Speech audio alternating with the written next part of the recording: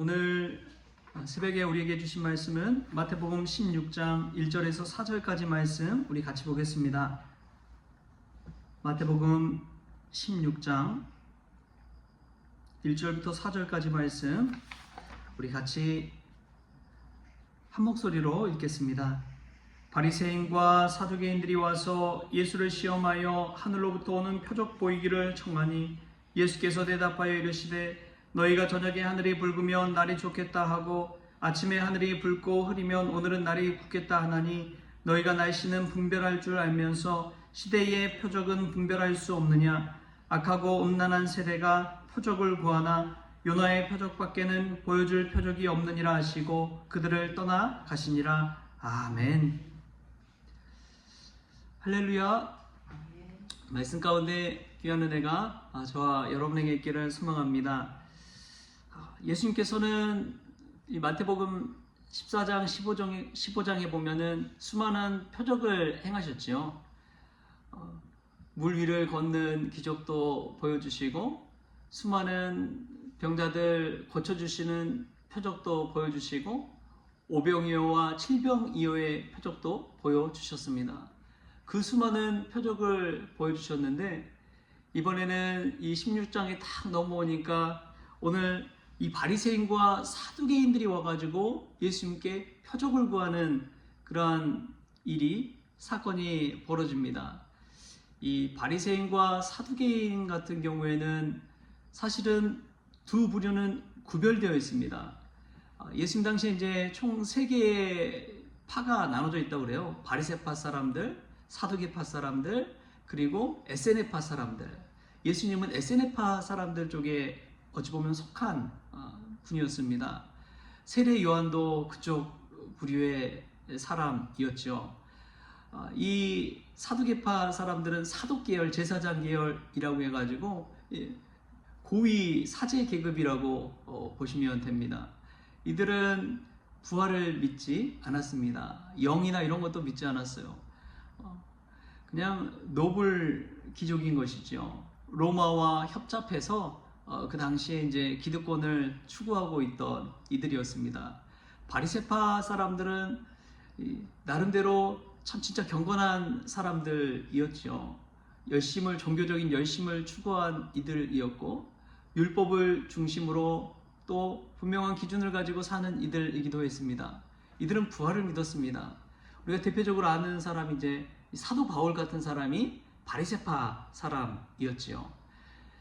이러한 두 부류의 사람들, 그리고 에세네파는 이제 금욕주의적이고 가난, 광야 이런 곳에서 생활하면서 좀 수도원적인 영성을 가지고 있었다고 해야 할까요? 그리고 세례에 대해서 좀 열려있는 그러한 계열의 사람들입니다. 근데 이제 이 바리새파 사두개인들이 예수님을 시험하기 위해서 찾아와서 첫 번째로 요구한 것이 표적을 요구하고 있습니다. 표적은 이제 겉으로 이제 표나는 기적이라고 보시면 돼요. 표나는 이적. 14장, 15장에 나오는 그 수많은 것들이 이제 다 표적이죠. 어찌 보면. 그런 표적들을 통해서 예수님이 누구인지를 자신들 앞에 보여달라는 그러한 요구를 하고 있습니다. 근데 이미 예수님께서는 표적을 많이 보여주셨잖아요. 근데 그 수많은 표적을 보여줬음에도 불구하고 자신들에게 더 이 표적을 요구하는 그러한 이 바리새인과 사두개인들의 모습을 볼 수가 있습니다. 여러분, 표적을 구하는 신앙, 여러분 그 신앙을 볼 때에 우리가 한번 생각해 볼 것이 있습니다. 이 16장에만 나오는 이 바리새인과 사두개인들의 모습이 아니라 예수님 삶 전체를 들여다봐도 그렇습니다. 예수님을 따라다니면서 곁에서 많은 표적을 봤던 이들이 있지요.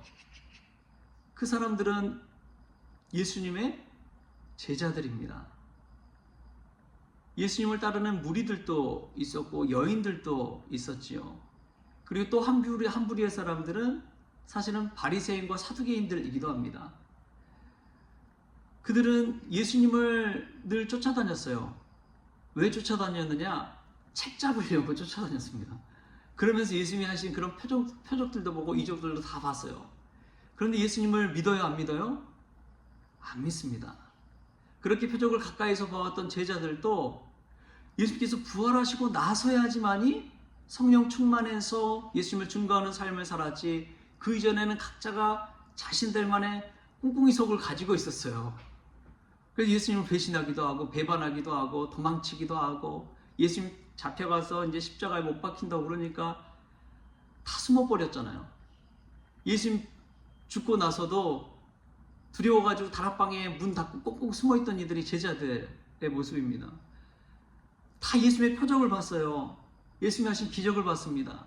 나사로로, 죽은 나사로를 살린 것도 봤어요. 그런 많은 표적을 봤음에도 불구하고 그들의 신앙은 어떻습니까? 그들의 믿음의 모습은 어떻습니까?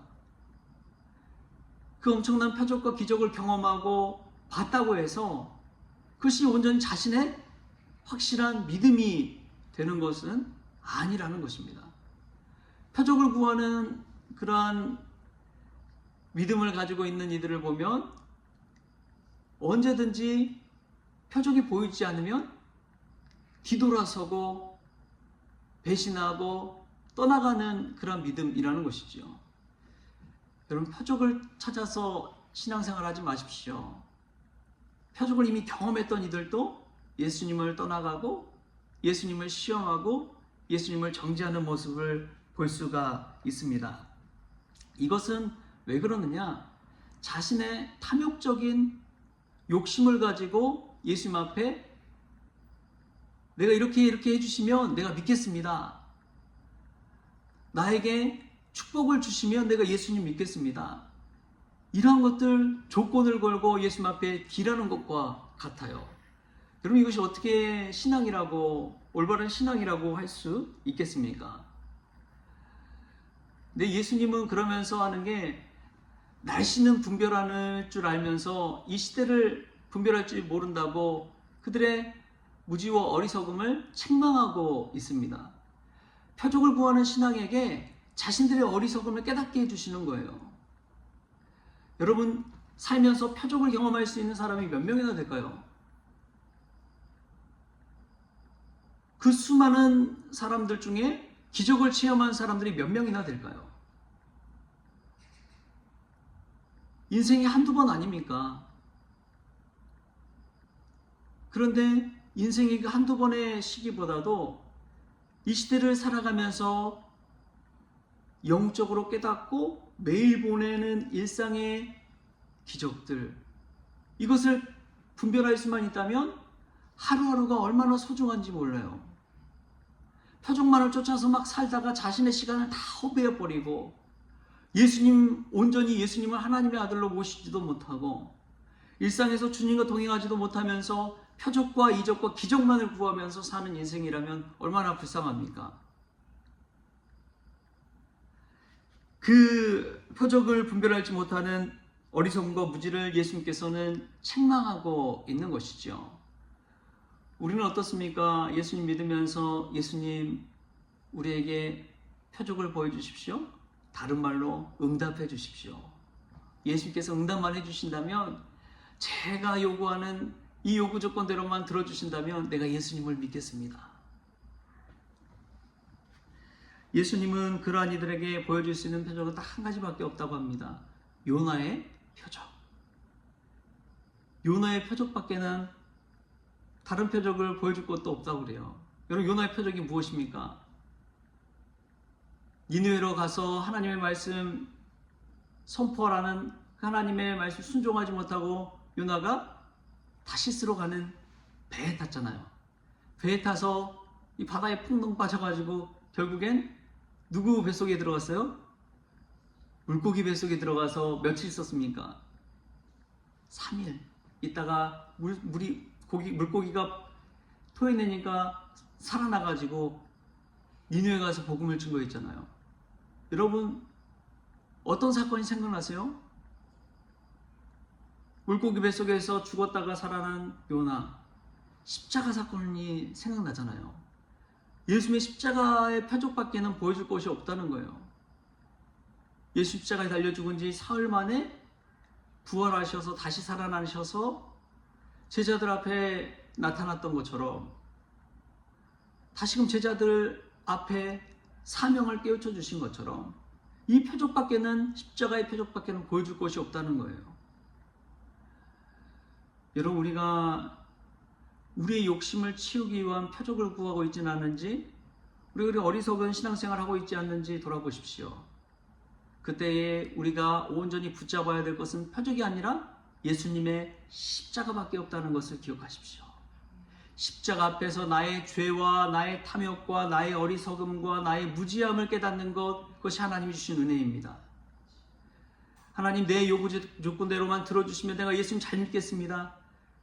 여러분, 절대 그런 사람들 신앙생활 제대로 못해요. 그러나 날마다 하나님 앞에 십자가를 바라보면서 나의 죄를 대신 지시고 죽으신 예수님의 사랑과 그 은혜와 그 깊이와 그 넓이와 그 높이가 얼마나 큰지를 깨닫는 이들은 일상 가운데 주님을 바라보며 사는 것이지요.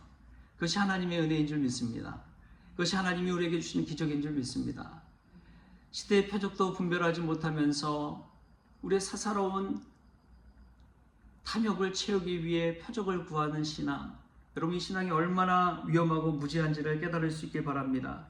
진정한 믿음은요, 표적을 요구하지 않습니다. 오히려 매일매일 주님과 동행하기를 구하는 것이지요. 오늘도 예수님의 십자가를 바라보면서 오늘도 주님과 동행하는 복된 날 보낼 수 있기를 주님의 이름으로 축복합니다. 그것이 예수님께서 우리에게 보여주신 십자가의 은혜요, 십자가의 사랑이요, 십자가의 표적인 줄 믿습니다. 오늘도 십자가 바라보면서 믿음으로 승리하는 저와 여러분 될 수 있기를 주신 예수님의 이름으로 축원합니다. 기도하겠습니다. 하나님, 우리가 때로는 기도하고 신앙생활하면서 하나님과 딜할 때가 있습니다. 하늘로부터 오는 표적을 구할 때가 있습니다. 그러면 예수님을 믿겠다고 그렇게 하나님 앞에 강구할 때가 있습니다. 주님, 우리의 어리석음을 용서하여 주시옵소서. 예수님께서 요나의 표적, 십자가의 표적을 통해서 우리를 너무나 사랑하신다는 그 사실을 깨닫게 하여 주신 것처럼 우리가 믿음으로 십자가 바라보며 일상 가운데 베풀어 주시는 기적과 은혜를 맛보기를 원합니다. 주님, 역사하여 주시옵소서. 주인 되는 자리에 나를 올려놓기보다도 주님을 올려놓을 수 있도록 주여 도와주시고, 십자가를 바라볼 때마다 나를 너무나 사랑하신 그 십자가 사랑을 깨닫고 오늘도 주님과 동행하게 하여 주옵소서. 감사하며 예수님의 이름으로 기도하옵나이다. 아멘. 우리 주님이 가르치신 기도로 오늘 새벽 기도를 마치겠습니다.